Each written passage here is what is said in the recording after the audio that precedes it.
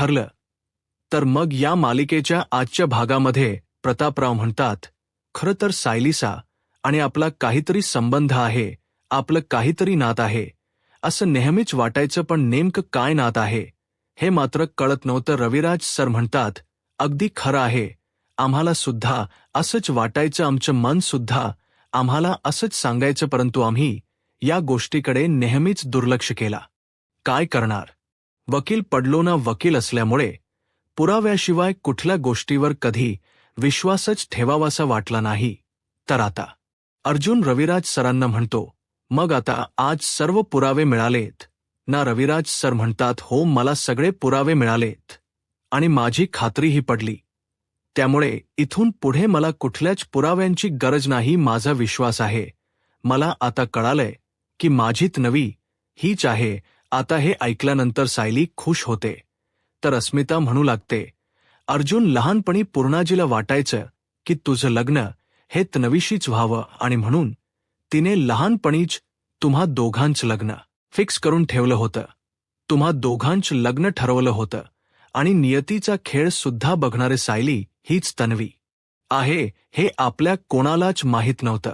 पण सायलीसोबत तुझं लग्न झालं म्हणजे तन्वीसोबतच तुझं लग्न झालं. कुसुमताई म्हणतात, देव वरून सगळं काही बघत असतो, तो कोणाचेच अधिकार डावलत नसतो. तर पूर्णाजी म्हणतात, ज्यावेळी सायली तू अर्जुन सोबत लग्न करून या घरात आलीस ना, त्यावेळी सगळ्यात जास्त राग मिस केला तुझा. खरं तर माझी सगळ्यात ती मोठी चूक होती. मी माझ्या नातेशीच वाईट वागले, मला क्षमा कर बाळा, असं म्हणत पूर्णाजी आता तन्वी समोर हात जोडतात. तर सायली पूर्णाजींना म्हणते, पूर्णाजी, अगवाच सगळं विसरून जा प्लीज, तू असा हात जोडू नकोस. मला त्या गोष्टीच कधीच वाईट वाटलं नाही. तर आता रविराज सर म्हणतात, बाळा, मी सुद्धा तुझा खूप रागराग केला, मी तुझ्यावर खूप चिडलो. खरं तर त्यावेळी मला तुझी किंमतच कळाली नाही. एक बाप असून मी माझ्या लेकीला ओळखू शकलो नाही, मलाही माफ कर बाळा, असं म्हणत आता रविराज सर सुद्धा सायली समोर हात सोडतात आणि सायलीची माफी मागत असतात. तर कल्पना ताई म्हणतात, भाऊजी अहो, तुम्ही जर असं म्हणत असाल तर मग मी काय करायचं? मी तर आतापर्यंत हिच्या रागराग करत होते, हिला डोळ्यासमोर बघूनही घेत नव्हते. ज्यावेळी ह्यांच कॉन्ट्रॅक्ट मॅरेज झालं हे ज्यावेळी मला कळालं, त्यावेळी तर मी यांना माफच करू शकले नाही आणि म्हणूनच खरं तर माफी मला मागायला हवी, असं म्हणत कल्पना ताई सुद्धा सायली समोर हात जोडतात आणि सायलीची अगदी मनापासून माफी मागतात. तर अश्विन म्हणतो, वहिनी, प्रियाच्या नादाने मी ज्या ज्या चुका केल्या त्या सगळ्यात ही सगळ्यात मोठी चूक होती. अगं, मी कधीच तुझा विचार केला नाही, कधीच तुझ्या हक्काचा तुझा मान मी तुला दिला नाही आणि मला आत्ता कळतेय की मी तो अन्याय आमच्या तन्वीवरच करत होतो. सॉरी वहिनी, सॉरी तन्वी, असं म्हणत आता अश्विन सुद्धा सायली समोर हात जोडतो आणि सायलीची माफी मागत असतो. आता अस्मिता सुद्धा सायलीला म्हणते, सायली, अगं, मी सुद्धा तुला खूप त्रास दिला ना. मी तुझ्याशी खूप वाईट वागले आणि या सगळ्यासाठी मला खरंच माफ कर, अगदी मनापासून मी तुझी माफी मागते. तर सायलीला खूप वाईट वाटतं. सायली म्हणते, प्लीज तुम्ही कोणीच माझी अशी माफी मागू नका. मधुबाऊंच्या आश्रमात अनाथ म्हणून वाढत असताना माझी एकच इच्छा होती, माझं कुटुंब मला मिळावं, माझ्या माणसांनी माझ्यावर भरभरून प्रेम करावं आणि ती इच्छा माझी खरंच पूर्ण झाली. ज्यावेळी लग्न करून मी या घरात आले त्यावेळी सायली म्हणून तुम्ही या घरातील प्रत्येकाने मला खूप जीव लावला, खूप प्रेम केलं माझ्यावर. पण आता मला माझ्या हक्काचं प्रेम हव्य. तुमचं तन्वीवर असलेलं प्रेम, माझे पूर्णा, माझे मामा मामी हे जसं माझ्यावर प्रेम करतील ना, तसं प्रेम मला परत हव्य. मधुभाऊ सायलीला म्हणतात, तन्वी बाळा, अगं, तू खूप पुण्य कमावलस आणि म्हणूनच तुझी ही सगळी हक्काची माणस, तुझ्यावर प्रेम करणारी माणसं इतक्या वर्षानंतर तुला परत मिळाली आहेत. तर विमलताई म्हणतात, हे घर गेली कित्येक वर्ष तिच्या लेकीची वाट बघत होती आणि हे घर त्या लेकीसाठी खूप आतुर झालं होतं आणि शेवटी त्यांची लेक आली आहे. खरंच आजचा दिवस म्हणजे सोन्याचा दिवस आहे. तर अर्जुन म्हणतो म्हणूनच तर आज आपण तन्वी डे सेलिब्रेट करतोय. तर पूर्णाजी अर्जुनला म्हणतात, तुझा डे वगैरे राहू देत, अगोदर मला माझ्या नातीची दृष्ट काढू देत असं म्हणत आता पूर्णाजी विमलला मेठमोरी आणायला सांगतात आणि सायलीची दृष्ट काढतात आणि म्हणतात, माझ्या तन्वीला कोणाचीही दृष्ट नको लागू देत असं म्हणतातच. आता सायलीचे डोळे पाणवतात. ती पुन्हा एकदा पूर्णाचीना मिठी मारते. तर त्यानंतर तर पूर्णाजी सायलीकडे अगदी डोळे भरून पाहत असतात. तर अर्जुन म्हणतो, आता तरी आपण सायलीचा तन्वी डे म्हणून सेलिब्रेशन करायचं का? तर पूर्णाजी म्हणतात, अरे थांब रे वी बाळाजा देवी, आई समोर हात जोडून ये देवी, आईचे आशीर्वाद घे. तर आता तन्वी देवी आईचा आशीर्वाद घ्यायला जाते. तर त्यावेळी पूर्णाजी सर्वांनाच एकत्र आणतात आणि म्हणू लागतात, आज आपल्यासाठी सगळ्यात मोठा दिवस आहे. हा आनंदाचा क्षण आहे आणि आजच्यात नवी डे मला साजरा करायचा आहे. पण असा नाही, काहीतरी धमाका व्हायला पाहिजे, काहीतरी खूप छान असं घडायला पाहिजे. म्हणजे मला तन्वीसाठी खूप मोठं सरप्राईज द्यायचं आहे आणि त्यासाठी आपल्याला ठरवून काहीतरी करायला हवं. म्हणजे असं काहीतरी करायला हवं की जे तिला अगदी मनापासून आवडेल आणि तो डे कसा साजरा करायचा हे आपल्याला नीट ठरवायला हवं. त्यासाठी घाई करून चालणार नाही. मला घाईत काही करायचं नाहीये. तर कल्पना ताई म्हणतात, हो, तन्वी परत आल्याचा दिवस आपण दणक्यात साजरा करूयात. तर अस्मिता म्हणते, हो ना, आपण काहीतरी मोठा प्लॅन करूया. तर कुसुमताई विचारतात, पण या प्लॅनमध्ये मी आणि मधुभाऊ सामील असणार ना? तर पूर्णाजी म्हणतात, म्हणजे काय या सगळ्यात तुम्ही सर्वजण सामील असणार आहात फक्त, हे तिला कळायला नको. तर अर्जुन म्हणतो, पण करायचं काय? तर अर्जुनला पूर्णाजी म्हणतात, नेहमी तुम्ही दोघं आम्हाला सरप्राईज देताना, मग आता बघ मी तन्वीसाठी काय सरप्राईज प्लॅन करते. आता सर्वजण खूप खुश असतात. तन्वी आल्याचा आनंद सगळ्यांनाच असतो. तर दुसरीकडे सायली देवी आईचे आभार मानत म्हणते, देवी आई, तुझे आभार कसे मानू मला काहीच कळत नाही. खरंच देवी आई, तुझी लेखलीला अघात आहे. अगं इतकी वर्ष मी माझ्या माणसांमध्येच होते, पण तरीही मी त्यांना आणि ते मला शोधतच होते. पण शेवटी देवी आई, त्यांची आणि माझी भेट तू घडवून आणलीस. माझी हक्काची माणस, माझ्यावर प्रेम करणारी माझी सगळी माणस मला तू पुन्हा एकदा मिळवून दिलेस. माझं घर, माझं संपूर्ण कुटुंब मला परत एकदा मिळालंय. मी भरून पावले देवी आई, मी खरंच भरून पावले. असं म्हणत सायली देवी आईचे आभार मानते. तर आता अर्जुन सायलीकडे येतो आणि सायलीला म्हणतो, देवी आईचे आभार मानून झाले असतील ना, तर मग जा आणि आता थोडा आराम कर. बघ तुझा चेहरा कसा दमल्यासारखा झालाय. तर सायली म्हणते, हो, थोडं दमायला झालंय खरं. मी वरती जाऊन जरा आडवी होते. अर्जुन म्हणतो, बरं ठीक आहे. आता सायली आराम करण्यासाठी तिच्या रूममध्ये निघून जाते. अर्जुन म्हणतो, बरं झालं, ही स्वतःहूनच आराम करण्यासाठी निघून गेली, नाही तर मला किती प्रश्न विचारले असते. चला, आता ही आरामाला गेली, तोपर्यंतच आम्हाला हिला सरप्राईज द्यायच त्याचा प्लॅन तरी करता येईल. आता अर्जुन सुद्धा देवी आईचे आभार मानतो आणि तिथून निघून जातो.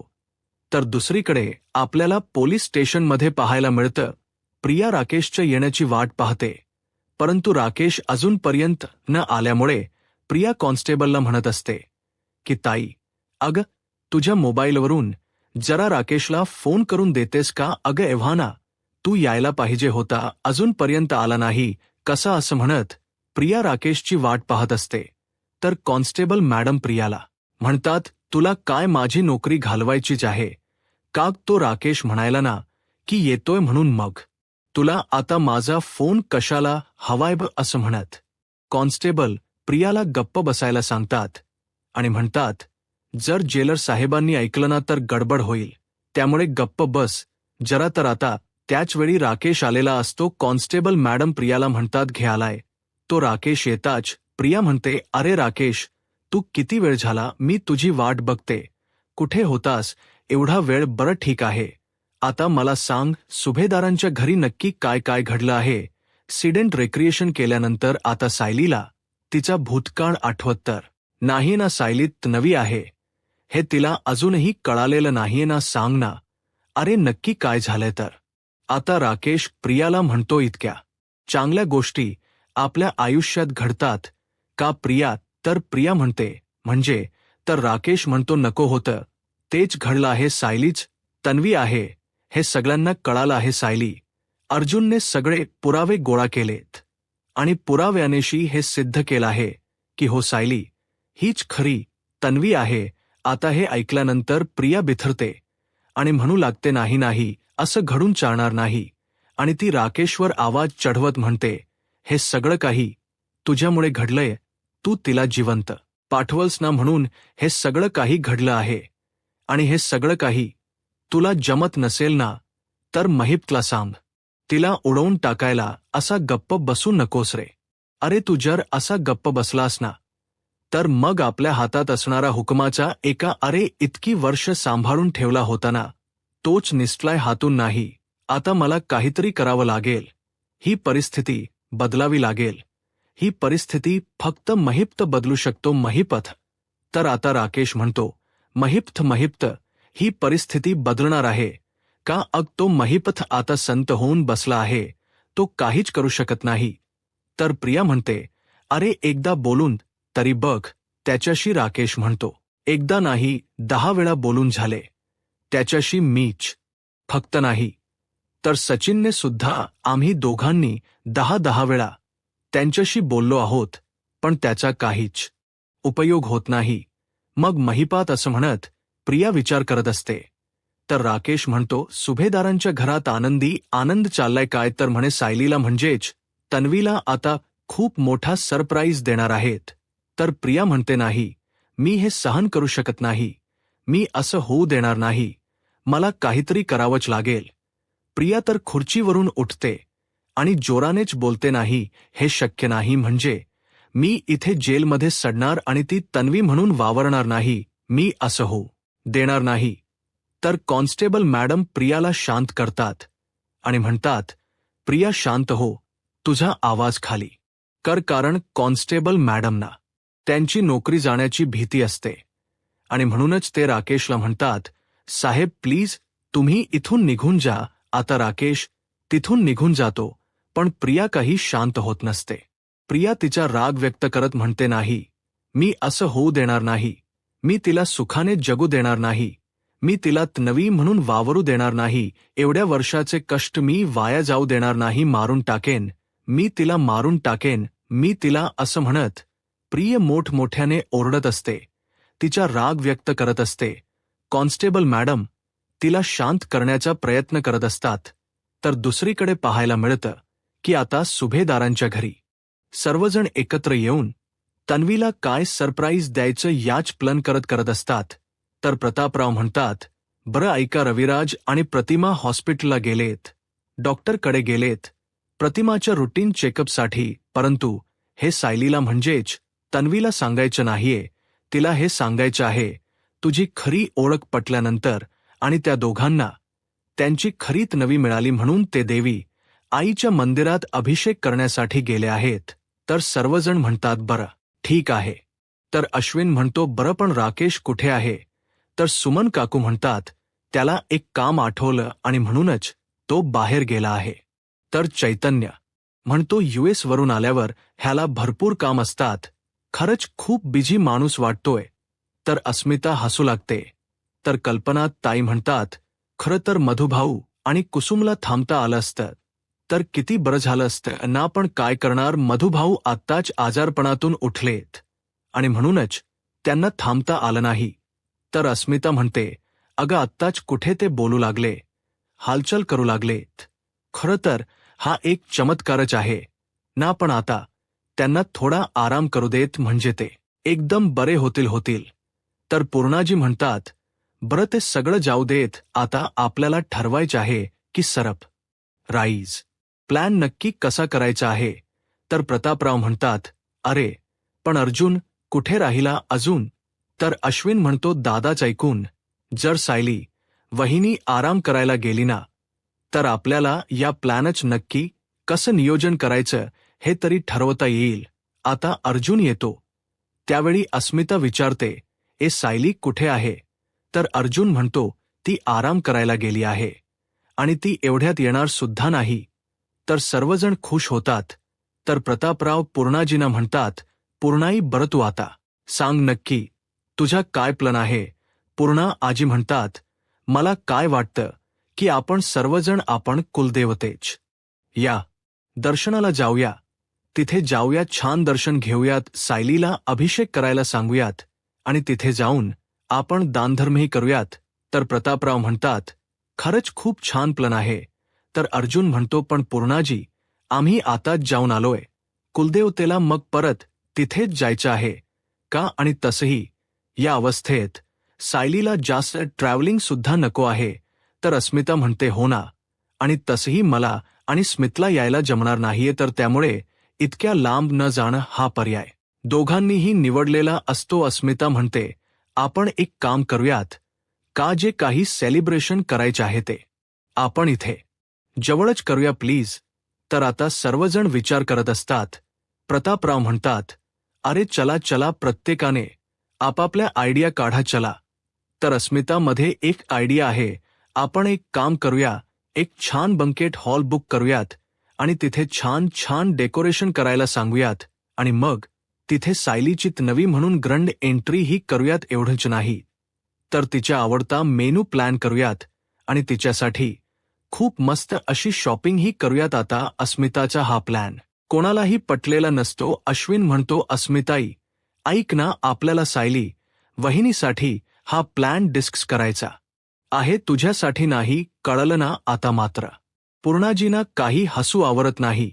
तर अर्जुन सुद्धा हसतो आणि म्हणतो, नाही तर काय? अस्मिता म्हणते, ए चिडवू नका, हा मला पण याच्याच पेक्षा ग्रँड सेलिब्रेशन काय असू शकतं. तर चैतन्य अस्मिताला म्हणतो, अस्मिताई अगं तू कधी सायली वहिनीला बाहेरच्या जेवणासाठी एक्साइट झालेलं कधी बघितलंस का नाही ना? अगं तिला असं खरंच जेवण आवडतं, त्यामुळे ती कशी असा बंकेट वॉल किंवा बाहेरच जेवण यामुळे इम्प्रेस होणारी नाहीये.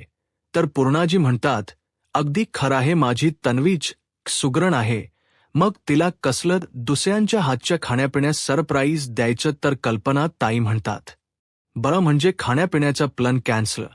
मग आता बोला ना, नक्की काय करायचं आहे, सगळ्यांनी विचार करा. तर चैतन्य म्हणतो, मला एक आठवलं, आपण एक काम करूया का, सायली वहिनीचा पुन्हा एकदा बारसा करूयात आणि तीच तन्वी असं नाव ठेवूयात. आता मात्र सर्वजण ऐकून चक्क होतात, काय बोलावं काहीच कळत नाही.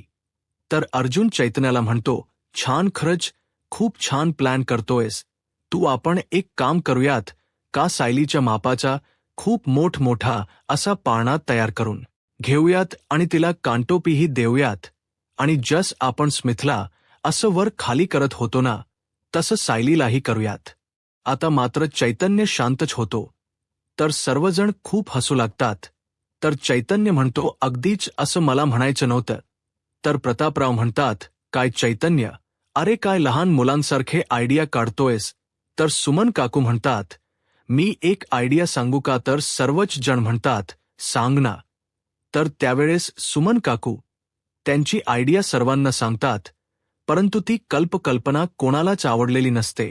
सर्वजण त्यासाठी नकार देतात आणि पुढे सर्वजण विचार करत असतात की नक्की काय करायचं. तर दुसरीकडे महिप्त शिकरेच्या घरी आपल्याला पाहायला मिळतं, महिप्त शिकरे कपाटात त्यांचं काहीतरी काम करत असतात, काहीतरी शोधत असतात की काहीतरी ठेवत असतात.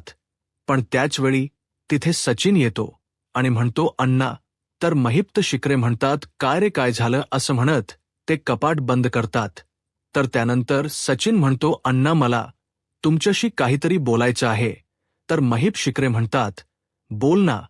तर सचिन महिप्त शिकरेंना म्हणतो, अण्णा, अख्ख्या जगाला जरी वाटत असेल की तुमचं हे रूप खरं आहे, परंतु माझा मात्र या तुमच्या रूपांतरावर अजिबातच विश्वास नाहीये, मला अजूनही विश्वास नाहीये की तुम्ही बदलात म्हणून. तर महिप्त शिकरे म्हणतात, का रे बाबा, तुला असं का वाटते? तर सचिन महिप्त शिकरेंना म्हणतो, त्या सायली अर्जुनने साक्षीच जीन हराम केले, ते राजरोजपणे 4 लोकात फिरूही शकत नाहीये, पण तुम्हाला मात्र काहीच वाटत नाहीये. तुमच्या मनात सोडाची भावना दिसतच नाहीये. मग हे कसं शक्य आहे? नाही, माझा या गोष्टीवर अजिबात विश्वास नाही. तुमच्या मनात नक्कीच काहीतरी मोठा प्लॅन असणार आहे. म्हणजे तुम्ही वरवर दाखवताय की तुम्ही सुधारला म्हणून, परंतु तुमच्यात सुधारणा झालेली नाहीये. नक्कीच तुम्ही काहीतरी प्लॅन करताय. अण्णा, मला तुम्हाला फक्त इतकंच सांगायचं आहे की जर तुम्ही कोणती मोठी खेळी खेळणार असाल, मोठा डाव टाकणार असाल, तर त्या खेळीचा, त्या प्लॅनचा मला सुद्धा भाग बनवा. पण एवढा मोठा प्लॅन तुम्ही माझ्यापासून का लपवताय? अण्णा, मी तुम्हाला प्रॉमिस करतो, मी कुणालाही सांगणार नाही. हवं असेल तर तुम्ही साक्षीलाही सांगणार नाही. पण प्लीज मला या सगळ्यामध्ये सहभागी करून घ्या. अण्णा, मला तरी सांगा, तुम्हाला त्याचा फायदाच होईल. अण्णाहू, प्लीज सांगा. असं म्हणत सचिन आता अण्णांच्या मनात नक्की काय चालू आहे हे जाणून घेण्याचा प्रयत्न करत असतो. तर महीप शिकरे आता सचिनला म्हणतात, झालं बोलून. तर सचिन महीप शिकरेंना म्हणतो की हो. आता महीप शिकरे तिथून निघून जातात. आता मात्र सचिनला काहीच कळत नाही. सचिन म्हणतो, हे काय आहे? ही नक्की कोणती रिएक्शन होती? मी काय अर्थ समजायचा याचा आता मात्र सचिनला काहीच कळत नाही. आणि म्हणूनच सचिन बाहेर जात असतो. परंतु त्यावेळी पुन्हा एकदा तो तिथे थांबतो आणि मागे वळून अण्णांच्या कपाटाकडे पाहतो. तर दुसरीकडे सुभेदारांच्या घरी आपल्याला पाहायला मिळतं सायली आता आराम करून बाहेर येते. पाहते तर घरात पूर्णपणे शांतता असते. सायली म्हणते, अरे, घरात एवढी शांतता कशी काय? सर्वच जण कुठे गेलेत? असं म्हणत सायली खाली येते आणि हॉलमध्ये येताच ती सर्वांना हाका मारू लागते, आई, विमल, ताई. परंतु कोणी सायलीच्या आवाजाला प्रतिसाद देत नसतं. सायली म्हणते, नक्की सर्वजण कुठे गेले आहेत? अच्छा, गोलूशी खेळायला. त्या नक्कीच अस्मिता ताईंच्या रूममध्ये गेले असतील. असं म्हणत आता सायली अस्मिताच्या रूमच्या दिशेने निघून जाते. तर दुसरीकडे सर्वच जण पूर्णाजींच्या रूममध्ये बसून प्लॅन करत असतात.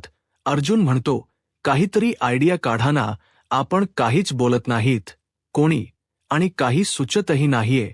तर अस्मिता म्हणते, अरे म्हण की काय प्लॅन करायचं? काहीच कळत नाहीये. अर्जुन म्हणतो, विचार करा, विचार करा सायली.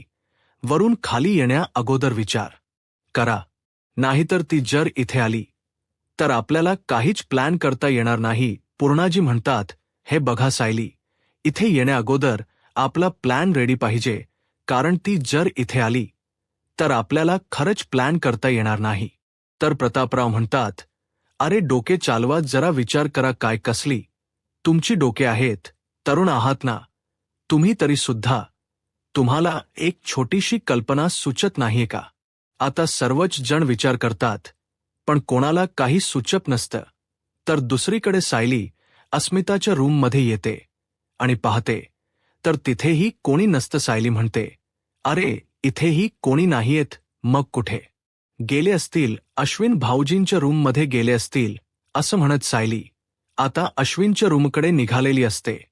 तर दुसरीकडे सर्वच जण विचार करतात. तर प्रतापराव अर्जुनला म्हणतात, अर्जुन, सर्वच जण विचार करतायत ना, मग कशाला इतकी घाई करतोयस? अर्जुन म्हणतो, आता तर सायली आली ना आणि आम्हा सगळ्यांना इथे ते एकत्र पाहिलं तर मग ते सगळे प्रश्न मलाच विचारणार आणि मग मी तिला काय उत्तर देऊ? आणि मला तर तिच्याशी खोट बोलायला येतच नाही. तर आता अर्जुनला असं घाबरलेलं पाहून अस्मिता अर्जुनला म्हणते, अरे, तू तुझ्या बायकोला किती घाबरतोस रे? तर कल्पना ताई म्हणतात, अर्जुन, तू ना तुझ्या डॅडकडून शिकून घे. ते ना त्यांच्या बायकोला कधी घाबरतच नाहीत. अर्जुन म्हणतो, काय? तर प्रतापराव म्हणतात, अग, तो माझ्याकडूनच शिकलाय म्हणूनच तर बायकोच्या दशदीखाली राहतोय. आता मात्र सर्वजण हसू लागतात. तर पूर्णाजी त्यांना शांत करतात आणि म्हणतात, हे बघा, हे सगळं काही विषांतर होतेय.